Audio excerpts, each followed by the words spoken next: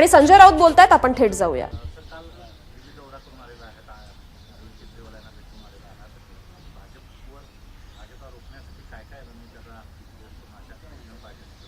नाही, काल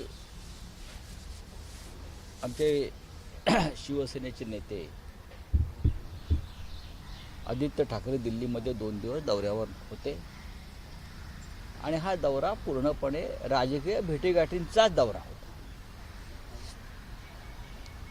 राहुल गांधींना भेटले आदित्य ठाकरे. दिल्लीमध्ये राहुल गांधींनी जी पत्रकार परिषद घेतली, महाराष्ट्रातल्या मतांच्या घोटाळ्यासंदर्भात, म्हणजे 39 लाख मतं जी वाढली, तर त्याच्या आधी एकंदरीत 78 लाख मतं वाढली. ती कशा प्रकारे वाढली, कशी वाढली, किंवा एकाच मतदारसंघामध्ये कामठी हे त्याने नाव घेतलं, 35-36 लाख मतं वाढली आणि ती एकाच पक्षाला मिळाली. किंवा जी 39 लाख मतं वाढली ती एकाच पक्षाला मिळाली. याच्यावर त्यांनी एक डेमॉन्स्ट्रेशन केलं आणि पत्रकार परिषद घेतली. आम्ही त्याला हजर होतो. त्यानंतर आदित्य ठाकरे आणि राहुल गांधी यांच्यामध्ये एक डायलॉग झाला त्या पत्रकार परिषदेनंतर. आणि महाराष्ट्रामधल्या अनेक मतदारसंघामध्ये अशा प्रकारे मतदान यादीतला असे अनेक घोटाळे, त्याच्यावरती वरुण सरदेसाई, आदित्य ठाकरे यांनी एक रिसर्च केलं. तर त्याचं एक आदानप्रदान झालं आणि त्या संदर्भात पुढली रणनीती काय असावी. भारतीय जनता पक्ष अशा प्रकारे, ज्याला तुम्ही फ्रॉड म्हणता, लफंगगिरी म्हणता, त्या पद्धतीनं निवडणुका जिंकत असतील मतदार याद्यांमध्ये घोटाळे करून, तर त्याच्यासाठी आपल्याला एक रणनीती ठरवावी लागेल. या संदर्भात या 2 तरुण नेत्यांमध्ये प्रदीर्घ चर्चा झाली. त्यानंतर अनेक कायदेशीर बाबी याच्यामधल्या तपासून घेण्यासाठी त्यांनी काही प्रमुख लोकांच्या भेटीगाठी घेतल्या. त्याच्यामध्ये बिजू जनता दलाचे जे प्रमुख नेते आहेत, अमर पटनाईक, जे एक मोठे कायदेपंडित आहेत, ते त्याच्यावर काम करत आहेत की ओरिसामध्ये भारतीय जनता पक्षानं अशाच प्रकारे घोटाळे करून कशा निवडणुका जिंकल्या ओरिसामध्ये, विधानसभा आणि लोकसभा. त्या संदर्भात अमर पटनाईक आणि आदित्य ठाकरे यांच्यात चर्चा झाली. केजरीवाल यांना आम्ही भेटायला गेलो. एक कर्टसी व्हिजिट होती.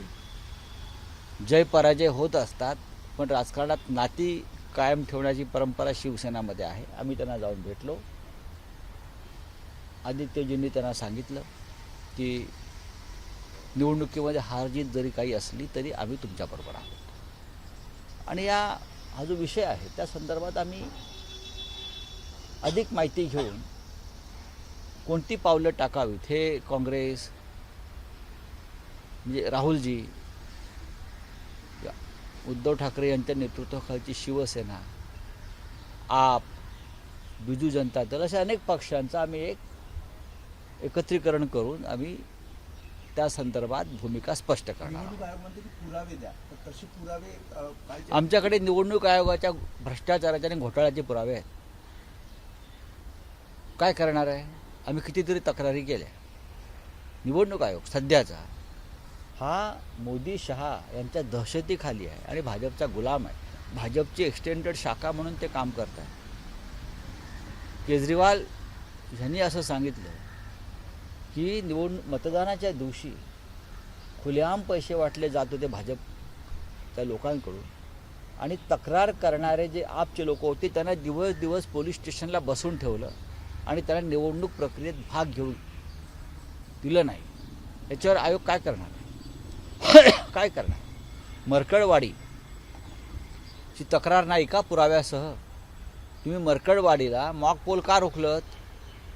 त्या गावच्या लोकांनी ठरवलं होतं की आम्हाला आमचं समाधान करून घेऊ द्या की आमची किती मतं आहेत. मग निवडणूक आयोगानं तिथे 144 कलम का लावायला लावलं? निवडणूक आयोग ही काय भाजपनं पोचलेले गुंडांची टोळी आहे का? शरद पवार सुद्धा या सगळ्यांमध्ये सोबत असणं? नक्कीच. माननीय पवार साहेब हे सुद्धा त्यांच्या पद्धतीनं या निवडणूक प्रक्रियेतली लढाई लढत आहेत. मग EVM असेल, त्यांनी EVMवरती आक्षेप घेतलेलाच आहे यावेळेला. आणि ते आमच्याबरोबर आहे. आम्ही सगळे एकत्र आहोत. नंतर ते म्हणाले की तशा प्रकारे टेम्परिंग होत नाही, छेडछाड होत नाही. नाही बघा, असं आहे की शेवटी त्यांच्या पक्षाची एक भूमिका आहे. सुप्रिया सुळे यांनी ती भूमिका मांडलेली आहे आणि जेव्हा सामुदायिक निर्णय इंडिया आघाडी म्हणून घेतला जाईल तेव्हा ते आमच्याबरोबर आहेत. तुम्ही म्हणता की नातेसंबंध जपले जातील. अरविंद केजरीवालांना आदित्य ठाकरे भेटायला गेले, पण अशी चर्चा होती की शरद पवारांना सुद्धा भेटायला नाही, जातील. पवार साहेबांना आम्ही मुंबईत जाऊन नेहमीच भेटतो. नाराजी दूर झाली. अजिबात नाराजी नाही. पवार साहेबांविषयी नाराजी असण्याचं कारण काय आहे? आम्ही एका विशिष्ट घटनेपुरतं आमची भूमिका मांडली. आम्ही नाराजी नाही व्यक्त केली, आम्ही टीका नाही केली. आम्ही आमची भूमिका मांडली की पवार साहेबांसारख्या ज्येष्ठ नेत्यांना एका महाराष्ट्र ज्याला गद्दार म्हणून संबोधतो आहे, ज्याने सरकार पाडलं बेईमानी करून, अमित शहांशी हातमिळवणी करून, त्यांचा सत्कार पवारसाहेबांच्या हातून करणं हा पवारसाहेबांचा अपमान. त्यांना महादजी शिंदे यांच्या नावानं पुरस्कार देणं हा शूर योद्धा जो दिल्ली पुढे कधी झुकला नाही, त्या महादजी शिंदेंचा अपमान, ही आमची भूमिका आहे. कोणाला तुम्ही, आणि हा पुरस्कार सरकारी पुरस्कार किंवा पुण्यातल्या एका खाजगी संस्थेने दिलेला पुरस्कार आहे. हो, पुण्यामधली एक खाजगी संस्था आहे, त्या संस्थेने दिलेला पुरस्कार. आम्हाला असं प्रश्न केले लोकांनी की तुम्ही पवारांवर टीका करताय. कोण हे प्रश्न करतायत? शिंदेचे लोक प्रवक्ते बोलतायत की तुम्ही शरद पवारांवर नाराज होताय, शरद पवारांवर टीका करताय. पवार प्रगल्भ नेते आहेत ना. शिंदेचे लोक म्हणतात की तुम्ही टीका करतायत. नाही, माझे आणि पवार साहेबांचे संबंध त्यांना माहीत नाही. वडिलांवरती आणि आम्ही त्यांचं जे नातं आहे ते आमचे पिता समान आहे. पण एक भूमिका माझ्या पक्षाची मी मांडली. आता हा जो तुमचा प्रश्न आहे त्यातले काही बघितले आम्ही, तोंडाची डबडी वाजवताना शिंदे गटाचे लोक ते तोंडाची डबडी वाजवत होती की मी पवार साहेबांवर टीका केली. मी टीका केली नाही, मी माझ्या पक्षाची भूमिका मांडली. त्यांना कळत नसेल तर त्यांनी राजकारणाचे धडा घ्यावे. दुसरं असं आहे, यांना आता माननीय पवार साहेबांचा जो पुळका आलेला आहे तो किती खोटा आहे, किती खोटा आहे. अमित शहा महाराष्ट्रामध्ये येतात आणि शरद पवारांवरती अद्वा बोलतात. पवार साहेबांनी, शरद पवारांनी महाराष्ट्रासाठी काय केलं, पवार साहेबांनी सहकार क्षेत्राचा बट्टाबोळ केला, पवार साहेबांनी हे केलं, पवार साहेबांनी लूट केली, पवार साहेबांनी भ्रष्टाचार केला. तेव्हा यांच्या तोंडाची डबडी का बंद झाली? तेव्हा पवार साहेबांचा अपमान नाही झाला. हे जे काय तोंडाची डबडी वाजवत होते सगळे, कोणतरी ते दादा भुसे, गुलाब पाटील, संजय शिरसाट, उदय सामंत, नरेंद्र मोदी, पवार साहेबांना भटकती आत्मा म्हणतो, बरंच काय काय म्हणून जातो. तेव्हा यांच्या तोंडाची डबडी, तोंडाला काय बूच बसला होता का? तेव्हा त्यांची अस्मिता वगैरे काय पवार साहेबांचं प्रेम जागा नाही झालं. भटकती आत्मा पवार साहेबांना म्हणतात. अमित शहा म्हणतात महाराष्ट्रातून, शरद पवारांनी महाराष्ट्रासाठी काय केलं, सहकार चळवळ बुडवली, अजून काय केलं, किती घाणेरड्या शब्दात टीका केली. तेव्हा हे सगळे बिळात का लपले होते शेपट्या घालून, गांडूगिरी का तेव्हा करत होते? हे मी माझ्या पक्षाची भूमिका मांडली, आम्हाला हे मान्य नाही. एका गद्दाराला, ज्याने शरद पवारांचाही पक्ष फोडला, एकनाथ शिंदेंनी जर शिवसेना फोडली नसती तर अजित पवार फुटले नसते आणि सरकार पडलं नसतं, लक्षात घ्या. त्याच्यामुळे मी जी भूमिका मांडली ही शरद पवार साहेबांची सुद्धा भूमिका असायला पाहिजे. एकनाथ शिंदे हा अजित माणूस अमित शहाबरोबर हात मिळवणी करून त्याने हे पक्ष फोडलेत. अमित शहाने पक्ष फोडले आहे ते. अजित पवार असतील, एकनाथ शिंदे असतील, आणि तुम्ही त्यांची भलावण करताय. मी बोललो, माझ्यात हिंमत आहे. तुम्ही अमित शहाविषयी का बोलताय का? त्यांनी पवारांवर टीका केली. नरेंद्र मोदी भटकती आत्मा म्हणतो पवार साहेबांना, तेव्हा तुमचा आत्मा जागा झाला नाही. हे ढोंगी भंपक लोक आहेत, घाणेरडे, डर्टी पॉलिटिक्स करतात महाराष्ट्रामध्ये. दुतोंडी, हे दुतोंडी गांडूळ आहेत. मला अजिबात पोटदुखी नाही. त्यांना नोबेल पुरस्कार द्यावा, भारतरत्न द्यावा मोदींनी. एकनाथ शिंदेना भारतरत्न द्यावा, परमवीर चक्र द्यावं. माझा आक्षेप एवढाच आहे की महादजी शिंदे हा एक शूर योद्धा, ज्याने दिल्लीचे पाय कधी चाटले नाहीत, दिल्ली पुढे झुकला नाही, त्याच्या नावाचा पुरस्कार तुम्ही कोणीतरी खाजगी संस्था देते आणि त्याचा एवढा गौरव, हा मुळात स्वाभिमान आणि शौर्याचा अपमान आहे. एकनाथ शिंदेना पुरस्कार देणं, शरद पवारांनी तिथे जाणं हे सुद्धा महाराष्ट्राला रुचलेलं नाही, त्यांच्या पक्षातल्या लोकांना सुद्धा रुचलेलं नाही. शरद पवार मोठे नेते आहेत, त्यांना लोक घेऊन जातात, त्यांच्या हातून पुरस्कार दिला की त्या पुरस्काराला मान मिळतो. नाही तर ते काय, कोणता पुरस्कार तुम्ही कोणाला देताय मला सांगा ना. त्यांना द्यावा ना, मोदी शहाने त्यांना भारतरत्न द्यावा एकनाथ शिंदे. आम्ही काय म्हणणार, महाराष्ट्र भूषण द्यावा देवेंद्र फडणवीसांनी, माझं काही म्हणणं नाही आहे. प्रश्न महादजी शिंदे हा शूर मराठी सरदार योद्धा, ज्याने दिल्लीचं तख्तसुद्धा बरं का आपल्या तलवारीच्या जोरावरती, स्वाभिमानाच्या जोरावरती आपल्या हातात ठेवलं होतं. त्यात तुम्ही कोणाला देताय पुरस्कार? दिल्ली पुढे झुकलेल्यांना, वाकलेल्यांना, महाराष्ट्राची गद्दारी करणाऱ्यांना. हा आमचा मुद्दा आहे, बाकी काय आहे.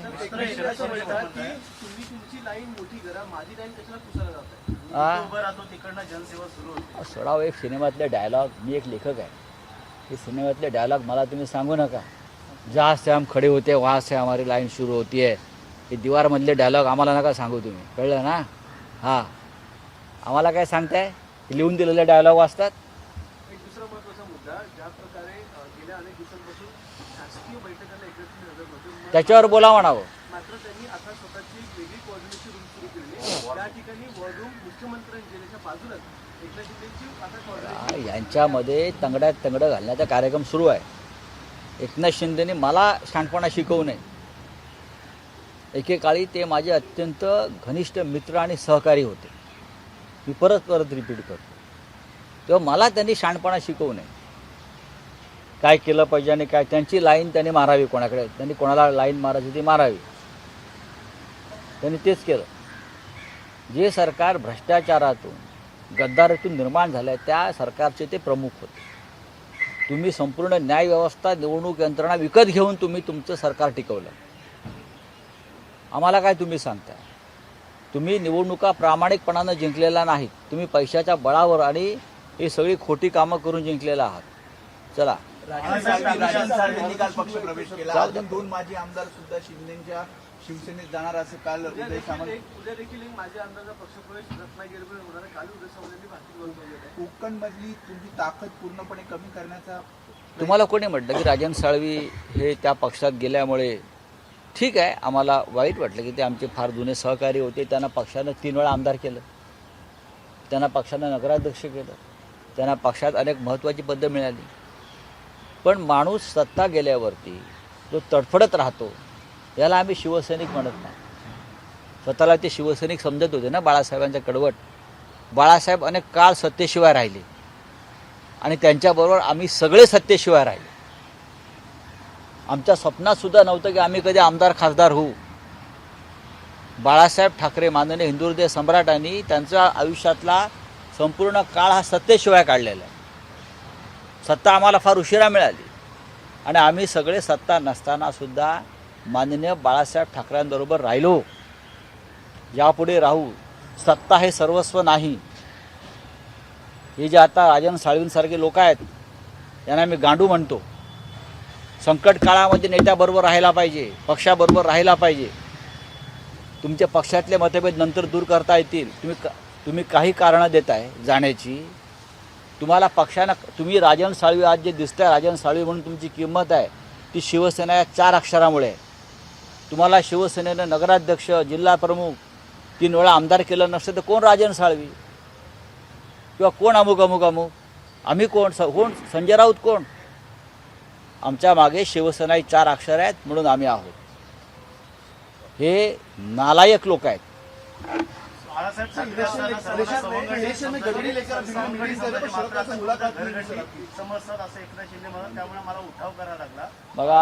बघा हा उठाव बिठाव काय नाही, ही गांडूगिरी आहे. ईडीला घाबरून पळालेले हे लोक आहेत, ईडी आणि सीबीआयला. गरगडी जर ते असते ते त्यांना आमदार केलं असतं. गरगडी असते तर त्यांना इतके वर्ष महत्त्वाची खाती मंत्रिमंडळात दिली असती. हां, घरगडी असते तर नगरविकास खात्यासारखं दुसऱ्या क्रमांकाचं खातं मुख्यमंत्र्यांनी आपल्याकडलं दिलं असतं का? नगरविकास खातं हे कधी मुख्यमंत्री आपल्याकडून सोडत नाही. फडणवीसांचं बघा, माननीय उद्धवजींनी नगरविकास खातं जे CMकडे असायला पाहिजे ते त्यांनी आपल्या जवळच्या सहकारी म्हणजे एकनाथ शिंदेला दिलं. एकनाथ शिंदे हा खोटारडा माणूस आहे. सरकारने हिंदी में जानना नवीन एक चाहेंगे, आणलेलं आहे. मणिपुर में 70% फक्त खर्च करावा, 30% कपात आणलेली आहे. कोणत्याही प्रत्येक विभागाला असे आदेश आहेत की 30% ची तुमची खर्चावर कपात आता आणा. कारण पैशाची उधळपट्टी फार सुरू होती मधल्या काळामध्ये. जे सर्वोच्च न्यायालयानं सांगितलं की फुकटच्या योजना मतांसाठी ज्या आल्या त्याच्यामुळे तिजोरीवरती भार पडतो. सरकार चालवणं कठीण आहे. चलिए आप बोलिए. सर हिंदी में जानना चाहेंगे, मणिपुर में राष्ट्रपति शासन लग गया है, कुछ दिन पहले इस्तीफा भी दिया गया था और पिछले कुछ महीनों से जो मणिपुर की स्थिति है उसके बाद राष्ट्रपति शासन लग गया है. किस तरीके से देखते हैं? प्रधानमंत्री यूएस दौरे पर है, मणिपुर पर बात नहीं की जा रही है, लेकिन यूएस दौरे पर लगातार भारत की तारीफ की जा रही है. देखो, प्रधानमंत्री फ्रांस में थे, फिर यूएस में गए. अब जब तक प्रधानमंत्री विदेश में है तब तक देश में जो समस्या है उसके ऊपर कोई चर्चा नहीं होगी. पूरा फोकस जो है वो प्रधानमंत्री अपने ऊपर रखेंगे. ट्रम्प जी को गले मिलाएंगे, ट्रम्प जी के साथ भोजन करेंगे, हाँ, माय डियर डोनाल्ड वगैरह वगैरह चलता रहेगा ये दुकान. देश के लिए प्रधानमंत्री का जो हृदय है वो धड़कता नहीं है. वो सिर्फ अपने इमेज के लिए काम करते हैं कि मैं विश्व का नेता हूँ. अब डोनाल्ड ट्रम्प के मिलकर आएंगे और डोनाल्ड ट्रम्प वापस हमारे यहाँ टैरिफ लगाएंगा. डोनाल्ड ट्रम्प थोड़े हमारा सुनने वाला है, वो डोनाल्ड है, ट्रम्प है. तो ये अभी 4-5 दिन तो हमको देखना पड़ेगा, सहन करना पड़ेगा टीवी पे. बांग्लादेश को लेकर चर्चा हुई दोनों के बीच में. डोनाल्ड ट्रंप ने कहा कि बांग्लादेश का जो मुद्दा है वो मैं प्रधानमंत्री मोदी को हवाले करता हूँ और वो इस पर एक्शन लेंगे. हालांकि प्रधानमंत्री ने चिट्ठी शादी हुई थी कई दिनों तक, इस पर अब तक कोई जो है एक्शन नहीं लिया गया है, ठोस कदम नहीं उठाए गए हैं. देखिए, बांग्लादेश का मुद्दा जो है उसमें डोनाल्ड ट्रम्प का हस्तक्षेप करना गलत है. बांग्लादेश हमारा नेबर है. बांग्लादेश का जो निर्माण है वो इंदिरा गांधी जी ने किया था. इंदिरा गांधी जी ने जो हमारा विभाजन 1947 में किया था पाकिस्तान ने, उस वक्त उसका बदला लिया पाकिस्तान को तोड़कर.